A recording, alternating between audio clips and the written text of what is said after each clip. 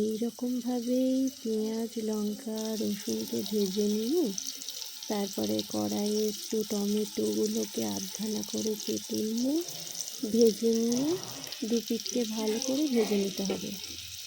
ভাজা টাজা হয়ে গেলে তারপরে এক পিঠ উল্টে আর এক পিঠ উল্টে ভালো করে এটাকে লো ফ্লেমে ভাজতে ভাজতে যখন দেখবেন টমেটোটা ভালোভাবে ভাজা হয়ে গেছে তখন এটাকে আস্তে আস্তে আলাদা একটা জায়গাতে তুলে নিতে হবে। আর এর আগেই আমরা পেঁয়াজ রসুন লঙ্কাকে তো ভেজে নিয়েই ছিলাম। এবারে সব কিছু ভেজে টেজে নেওয়ার পরে আমরা টমেটোগুলোর এরকম করে খোসাগুলো ছাড়িয়ে নেব।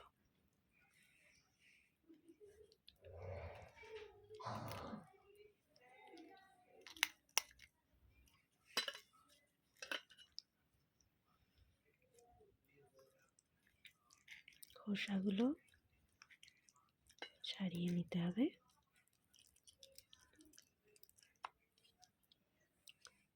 সুন্দর করে ভাজা হয়ে গেলে খোসাগুলো খুব তাড়াতাড়ি উঠে যাবে।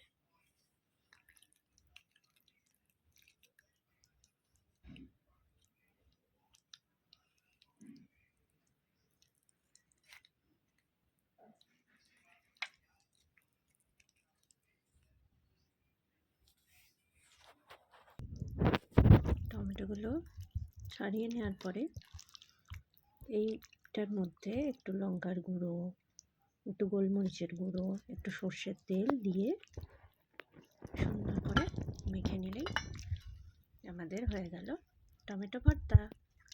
গরম গরম ভাতের সাথে এটা খেতে কিন্তু দারুণ লাগে। হ্যাঁ, একটু যদি বাড়িতে ধনেপাতা থাকে তাহলে সেটাও কুচি করে দিয়ে দেবেন, খুব ভালো লাগবে টেস্টটা। আপনারাও বানিয়ে বাড়িতে গরম ভাত দিয়ে খেয়ে দেখবেন। নমস্কার।